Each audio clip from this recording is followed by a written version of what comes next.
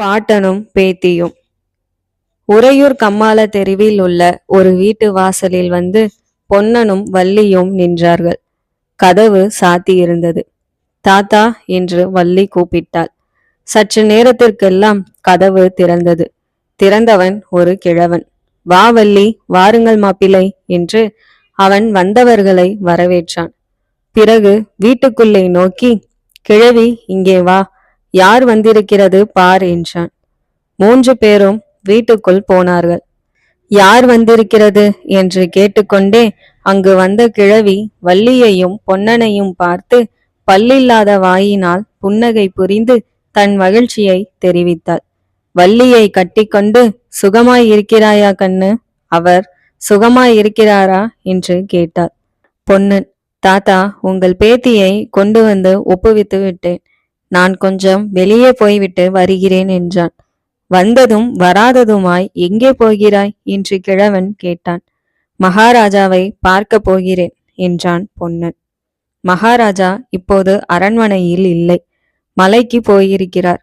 இங்கே வா, காட்டுகிறேன் என்று கிழவன் அவர்களை வீட்டு முற்றத்துக்கு அழைத்து போனான். முற்றத்திலிருந்து அவன் காட்டிய திக்கை எல்லோரும் பார்த்தார்கள். உச்சி பிள்ளையார் கோவில் தீபம் தெரிந்தது. அங்கிருந்து தீவர்த்திகளுடன் சிலர் இறங்கி வருவது தெரிந்தது. இறங்கி வந்த தீவர்த்திகள் வழியில் ஓரிடத்தில் சிறிது நின்றன. அங்கே நின்று என்ன பார்க்கிறார்கள் என்று வள்ளி கேட்டார். மகேந்திர சக்கரவர்த்தியின் சிலை அங்கே இருக்கிறது. மகாராஜா இளவரசருக்கு அதை காட்டுகிறார் என்று தோன்றுகிறது என்றான் கிழவன். அவர்கள்தான் இறங்கி வருகிறார்களே தாத்தா, நான் அரண்மனை வாசலுக்கு போகிறேன். இன்று ராத்திரி மகாராஜாவை எப்படியும் நான் பார்த்துவிட வேண்டும் என்று சொல்லிக்கொண்டே பொன்னன் வெளிக்கிளம்பினான். கிழவன் அவனோடு வாசல் வரை வந்து ரகசியம் பேசும் குரலில், பொன்னா, ஒரு முக்கியமான சமாசாரம் மகாராஜாவிடம் தெரிவிக்க வேணும். மாரப்ப பூபதி விஷயத்தில் கொஞ்சம் ஜாக்கிரதையாக இருக்கச் சொல்லு. அதை அந்தரங்கமாக அவரிடம் சொல்ல வேணும் என்றான். மாரப்ப பூபதியை பற்றி என்ன என்று பொன்னன் கேட்டான். அதெல்லாம் அப்புறம் சொல்கிறேன். மகாராஜாவின் காதில் எப்படியாவது இந்த செய்தியை போட்டிவிடு என்றான் கிழவன். கிழவி விருந்தாளிகளுக்கு சமையல் செய்வதற்காக உள்ளே போனாள். பாட்டனும் பேத்தியும் முற்றத்தில் உட்கார்ந்தார்கள். திடீரென்று வள்ளி, ஐயோ தாத்தா, இதெல்லாம் என்ன என்று கேட்டாள். முற்றத்தில் ஒரு பக்கத்தில் உலைக்களம் இருந்தது. அதன் அருகில் கத்திகளும் வாள்களும் வேல்களும் அடுக்கியிருந்தன. அவைகளை பார்த்து விட்டுதான் வள்ளி அவ்விதம் கூச்சல் போட்டாள். என்னவா, வாளும் வேலும் சூலமும் தான். நீ எங்கே பார்த்திருக்க போகிறாய்? உன் காலத்தில் இதெல்லாம் என்னத்திற்கு தாத்தா? என்னத்திற்காகவா? கோவிலில் வைத்து தூபதீபம் காட்டி கன்னத்தில் போட்டுக் கொள்வதற்காகத்தான். கேள்வியை பார், கேள்வியை. தேங்காய் குலை சாய்ப்பது போல் எதிரிகளின் தலைகளை வெட்டி சாய்ப்பதற்கு வாள். பகைவர்களின் வயிற்றை கிழித்து குடலை எடுத்து மாலையாய் போட்டுக் கொள்வதற்கு வேல். தெரிந்ததா? ஐயையோ, பயமாயிருக்கிறதே என்று வள்ளி கூவினாள். இன்னும் கொஞ்ச நாள் போனால் இந்த நாட்டு ஆண் பிள்ளைகள் கூட உன்னை போலத்தான் ஆகிவிடுவார்கள். வாளையும் வேலையும் கொண்டு என்ன செய்கிறது என்று கேட்க ஆரம்பித்து விடுவார்கள் வள்ளி. இந்த கேள்வி என்னுடைய பாட்டன் முப்பாட்டன் காலங்களில் எல்லாம் எப்படி தெரியுமா? அப்போது கொல்லுப்பட்டறையில் எல்லாம் வாளும் வேலும் சூலமும் செய்த வண்ணமாயிருப்பார்களாம். ஒவ்வொரு பட்டினத்திலும் கம்மாள தெருதான் எப்போதும் ஜே ஜே என்று இருக்குமாம். ராஜாக்களும் ராஜகுமாரர்களும் சேனாதிபதிகளும் கம்மாளனை தேடி வந்து கொண்டிருப்பார்களாம். என் அப்பன் காலத்திலேயே இதெல்லாம் போய்விட்டது. வாழை கொள்ளை அரிவாள்களும் வண்டி கடையாணிகளும் வண்டி மாட்டுக்கு தார் குச்சிகளும் செய்து கம்மாளன் வயிறு வளர்க்கும்படி ஆகிவிட்டது. என் வயதில் இப்போதுதான் நான் வாளையும் வேலையும் கண்ணால் பார்க்கிறேன். ஆகா, இந்த கதைகளிலே மட்டும் முன்னை போல வலிவு இருந்தால் 20 வருஷத்துக்கு முன்னாலே இந்த யுத்தம் வந்திருக்க கூடாதா? சரியாய் போச்சு தாத்தா. இவருக்கு நீ புத்தி சொல்லி திருப்புவாயாக்கும் என்றல்லவா பார்த்தேன். யுத்தத்துக்கு போகணும் என்று இவர் ஓயாமல் சொல்லி கொண்டிருக்கிறார். பொன்னா, அவன் எங்கே யுத்தத்துக்கு போக போகிறான் வள்ளி? பொன்னனாவது உன்னை விட்டுவிட்டு போகவாவது. துடுப்பு பிடித்த கை வாளை பிடிக்குமா? பெண்மோகம் கொண்டவன் சண்டைக்கு போவானா? அப்படி ஒன்றும் சொல்ல வேண்டாம் தாத்தா. இவர் போகணும் போகணும் என்றுதான் துடித்து கொண்டிருக்கிறார். மகாராஜாதான் வரக்கூடாது என்கிறார். இளவரசருக்கு நீந்த கற்றுக் கொடுக்க இவர் இருக்க வேணுமாம். அடடா, உன்னுடைய அப்பனும் சித்தப்பன்மார்களும் மட்டும் இப்போது இருந்தால் ஒவ்வொருவன் கையிலும் ஒரு வாளையும் வேலையும் கொடுத்து நான் அனுப்ப மாட்டேனா? எல்லாரையும் ஒரே நாளில் காவேரி அம்மன் பலி கொண்டு விட வேண்டுமா என்று சொல்லிக்கொண்டே கிழவன் பெருமூச்சு விட்டான். 4 வருஷத்துக்கு முன்பு கிழவனையும் கிழவியையும் தவிர குடும்பத்தார் அனைவரும் ஆற்றுக்கு அக்கறையில் நடந்த ஒரு கல்யாணத்துக்கு படகில் ஏறி போய் கொண்டிருந்தார்கள். நடு ஆற்றில் திடீரென்று ஒரு சூறாவளி காற்று அடித்தது. படகு கவிழ்ந்து விட்டது. அச்சமயம் கரையில் இருந்த பொன்னன் உடனே நதியில் குதித்து நீந்தி போய் தண்ணீரில் விழுந்தவர்களை காப்பாற்ற முயன்றான். தெய்வ பத்தனத்தினால் வள்ளியை மட்டும்தான் அவனால் காப்பாற்ற முடிந்தது. மற்றவர்கள் எல்லாரும் நதிக்கு பலியானார்கள். கிழவன் மேலும் சொன்னான், என் குலத்தை விளங்க வைக்க நீ ஒருத்திதான் இருக்கிறாய். உன் வயிற்றில் ஒரு குழந்தை பிறந்து விட்டால் பொன்னனை நானே கழுத்தை பிடித்து தள்ளுவேன், யுத்தத்துக்கு போ என்று. யுத்தம் என்னத்திற்காக நடக்கிறது தாத்தா? அதுதான் புரியவில்லை என்றாள் வள்ளி. யுத்தம் என்னத்திற்காகவா? மானம் ஒன்று இருக்கிறதே, அதுக்காகத்தான். எருது கொடிக்கு புலிக்கொடி தாழ்ந்து போகலாமா? தொண்டை நாட்டுக்கு சோழ நாடு பணிந்து போகிறதா? இந்த அவமானத்தை போக்குவதற்காகத்தான். இது தெரியாதா உனக்கு? எருது கொடி காஞ்சி பல்லவ ராஜாவின் உடையது. சிங்க கொடி என்று சொல்லு. இல்லை, எருது கொடித்தான்.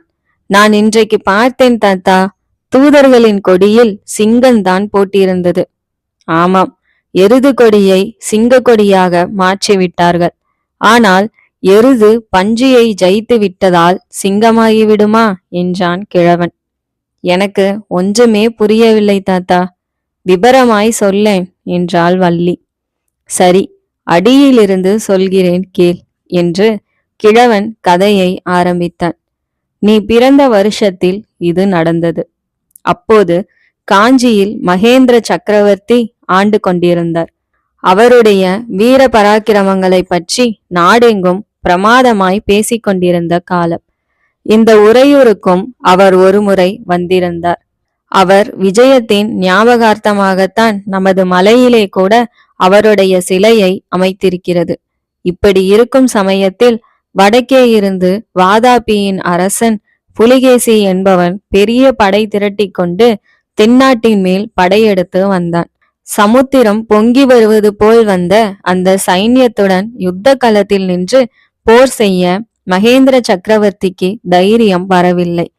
காஞ்சி கோட்டைக்குள் சைன்யத்துடன் பதுங்கிக் கொண்டார். கோட்டையை கொஞ்ச காலம் முற்றுகையிட்டு பார்த்தான் புலிகேசி. அதில் பயனில்லை என்று கண்டு தெற்கு திக்கை நோக்கி வந்தான். நமது கொள்ளிடத்தின் அக்கறைக்கு வந்துவிட்டான். அப்பப்பா, அப்போது இந்த உறையூர் பட்ட பாட்டை என்னவென்று சொல்லுவேன்? நமது பார்த்திப மகாராஜா அப்போது பட்டத்துக்கு வந்து கொஞ்ச நாள் தான் ஆகியிருந்தது. புலிகேசியை எதிர்க்க பலமான ஆயத்தங்கள் செய்து கொண்டிருந்தார். இதற்குள் வடக்கே புலிகேசியின் ராஜ்யத்துக்கே ஏதோ ஆபத்து வந்து விட்டது போலிருந்தது. புலிகேசி கொள்ளிடத்தை தாண்டவே இல்லை, திரும்பி போய்விட்டான். போகும்போது அந்த கிராதகனும் அவனுடைய ராட்சத சைன்யங்களும் செய்த அட்டூழியங்களுக்கு அளவே இல்லையாம். ஊர்களை எல்லாம் சூறையாடி கொண்டும் தீ வைத்து கொண்டும் போனார்களாம். அதிலிருந்து மகேந்திர சக்கரவர்த்தியினுடைய புகழ் மங்கிவிட்டது. சலுக்கரின் பன்றி கொடிக்கு பல்லவரின் ரிஷப கொடி பயந்து விட்டது என்று ஜனங்கள் பேசத் தொடங்கினார்கள். இந்த அவமானத்துக்கு பிறகு மகேந்திர சக்கரவர்த்தி அதிக நாள் உயிரோடு இருக்கவில்லை. அவருக்கு பிறகு நரசிம்மவர்ம சக்கரவர்த்தி பட்டத்துக்கு வந்தார். இவர் பட்டத்திற்கு வந்ததிலிருந்து புலிகேசியை பழிக்கு பழி வாங்கி பல்லவ குலத்துக்கு ஏற்பட்ட அவமானத்தை போக்க வேண்டுமென்று ஆயத்தங்கள் செய்து வந்தார். கடைசியில் 6 வருஷத்திற்கு முன்பு பெரிய சைன்யத்தை திரட்டி கொண்டு வடக்கே போனார். புலிகேசியை போர்க்களத்தில் கொன்று வாதாபி நகரையும் தீ வைத்து கொளுத்தி சாம்பலாக்கிவிட்டு திரும்பி வந்தார். இந்த பெரிய வெற்றியின் ஞாபகார்த்தமாக பல்லவர்களின் ரிஷப கொடியை நரசிம்ம சக்கரவர்த்தி சிங்க கொடியாக மாற்றிவிட்டார். அவர் திரும்பி வந்து இப்போது 1 மாதம்தான் ஆகிறது வள்ளி. அதற்குள்ளே... இத்தனை நேரமும் கவனமாய் கேட்டுக்கொண்டிருந்தவள், அப்பேற்பட்ட சக்கரவர்த்தியுடன் நமது மகாராஜா எதற்காக யுத்தம் செய்ய போகிறார் தாத்தா? அவருடன் சிநேகமாய் இருந்தால் என்ன என்று கேட்டாள். அடி பைத்தியக்காரி என்று கிழவன் மறுமொழி சொல்ல ஆரம்பித்தான். அப்போது வீதியில் குதிரை வரும் சத்தம் கேட்டது. அந்த வீட்டின் வாசலிலேதான் வந்து நின்றது. வீரபத்திர ஆச்சாரி என்று யாரோ அதிகார குரலில் கூப்பிட்டார்கள். உடன் கிழவன், அந்த சண்டாளன் மாரப்ப பூபதி வந்துவிட்டான் வள்ளி. நீ அவன் கண்ணில் படக்கூடாது. சமையற்கட்டுக்குள் போ. அவன் தொலைந்ததும் உன்னை கூப்பிடுகிறேன் என்றான். மாரப்ப பூபதி வாசலில் குதிரையில் வந்திறங்கியவன் திடகாத்திரமுள்ள யௌவன புருஷன். வயது 25 இருக்கும். ஆடை ஆபரணங்கள் உயர்ந்த ராஜரீக பதவியை குறிப்பிட்டன. ஆசாபாசங்களிலும் மதமாச்சாரியங்களிலும் அலைப்புண்ட உள்ளத்தை முகக்குறி காட்டியது. சேனாதிபதி வரவேணும் என்று சொல்லி கிழவன் வந்தவனை வரவேற்று உள்ளே அழைத்து கொண்டு வந்தான். இனிமேல் என்னை அப்படி கூப்பிடாதே. நான் சேனாதிபதி இல்லை. நான் மாரப்ப பூபதி இல்லை. நான் என் தகப்பனுக்கு பிள்ளையே இல்லை என்று கோபமான குரலில் சொல்லிக்கொண்டு மாரப்ப பூபதி உள்ளே வந்தான். முற்றத்தில் ஏற்கனவே கிழவன் உட்கார்ந்திருந்த பீடத்தில் அமர்ந்தான். யுவராஜா ரொம்ப கோபமாய் இருப்பது போல் தெரிகிறது. யுவராஜாவா? யார் யுவராஜா? நானா? நேற்று பிறந்த அந்த பரதை பயல் அல்லவா யுவராஜா? இளவரசர் விக்கிரமசிங்க வாழ்க, ஜெய விஜயீ பவ என்று பரிகசிக்கும் குரலில் கூறிவிட்டு மாரப்ப பூபதி இடி இடி என்று சிரித்தான். சற்று பொறுத்து, அது போகட்டும் ஆச்சாரி. உன் சோழி என்ன தெரிவிக்கிறது, அதை சொல்லு என்றான். வீரபத்திர ஆச்சாரி கொல்லு வேலை செய்ததுடன் சோதிட சாஸ்திரத்தில் வல்லவன் என்று பெயர் வாங்கியிருந்தான். சோழிகளை வைத்துக்கொண்டு அவன் கணக்கு போட்டு ஜோசியம் பார்ப்பது வழக்கம். யுவராஜா, எதற்காக இந்த பிரமை உங்களுக்கு என்று ஆரம்பித்தான் கிழவன். அந்த கதையெல்லாம் அப்புறம் வைத்து கொள்ளலாம். நீ ஏதாவது பார்த்தாயா இல்லையா? வெறுமனே என்னை அழைக்கழிக்க உத்தேசமா? பார்த்தேன் யுவராஜா. உங்களுக்கு என்ன வேணுமோ கேட்டால் சொல்லுகிறேன். முக்கியமான விஷயம் சண்டைத்தான். அதன் முடிவு என்ன ஆகும்? இதை தெரிந்து சொல்ல முடியாவிட்டால் உன் ஜோசியத்தினால் என்ன பிரயோஜனம்? சுவடிகளையும் சோழிகளையும் தூக்கி நானே காவிரி ஆற்றில் எரிந்து விடுகிறேன் என்றான் மாரப்பன். அப்படியே செய்து விடுங்கள் யுவராஜா. எனக்கு ரொம்ப அனுகூலமாயிருக்கும் பாருங்கள். என்னுடைய சொந்த விஷயத்தில் இந்த சாஸ்திரம் பிரயோஜனப்படவில்லை. ஒரே நாளில் குடும்பம் முழுவதும் அழிந்துவிட்டது. குலத்தை வளர்ப்பதற்கு ஒரு பெண் குழந்தைதான் மிஞ்சி இருக்கிறது. வள்ளி சுகமாயிருக்கிறாளா ஆச்சாரி என்று மாரப்ப பூபதி கேட்டான். அப்பொழுது அவன் முகத்தில் ஒரு விகாரம் காணப்பட்டது. ஏதோ இருக்கிறாள் என்றான் கிழவன். ஆமாம், பொன்னன் சண்டைக்கு போய்விட்டால் வள்ளி என்ன செய்வாள்? அதற்கென்ன யுவராஜா? வள்ளியை காப்பாற்ற கடவுள் இருக்கிறார். இந்த கிழவனும் இருக்கிறேன் என்று அழுத்தி சொன்னான் வீரபத்திர ஆச்சாரி. ஆமாம், நீ இருக்கும்போது அவளுக்கு என்ன வந்தது? இருக்கட்டும், ஏதேதோ பேசிக்கொண்டிருக்கிறோம். இந்த சண்டையில் முடிவு என்ன ஆகும்? உன் சோழி கணக்கில் ஏதாவது தெரிகிறதா இருந்தால் சொல்லு. இல்லாவிட்டால் உன் ஜோசிய கடையை கட்டு. கடையை அப்போதே கட்டிவிட்டேன் யுவராஜா. உங்களுடைய தொந்தரவினால்தான் மறுபடியும் அதை திறந்தேன். திறந்ததில் என்ன தெரிந்தது? கிரகங்களின் சேர்க்கை ரொம்ப பயங்கரமான முடிவை காட்டுகிறது. சண்டையில் ஒரு பக்கத்து சேனை அடியோடு அழிந்து போகும். யுத்த களத்துக்கு போனவர்களில் ஒருவராவது திரும்பி வர மாட்டார்கள். ஆனால் எந்த பக்கத்து சேனை என்று எனக்கு தெரியாது. அது எனக்கு தெரியும். எந்த பக்கத்து சேனை அழியும் என்று சொல்வதற்கு நீயும் வேண்டாம், உம் சோழியும் வேண்டாம். திரும்பி வராமல் நிர்மூலமாக போகிறது சோழ சைன்யம்தான். அந்த பெரும் புண்ணியத்தை தான் உங்கள் பார்த்திப சோழ மகாராஜா கட்டிக்கொள்ள போகிறார். யுவராஜா, நீங்களே இப்படி சொல்லலாமா? நமக்குள் எவ்வளவு மனஸ்தாபங்கள் இருந்தாலும் பகைவனுக்கு முன்னால். யார் பகைவன்? பல்லவ சக்கரவர்த்தியா நமக்கு பகைவன்?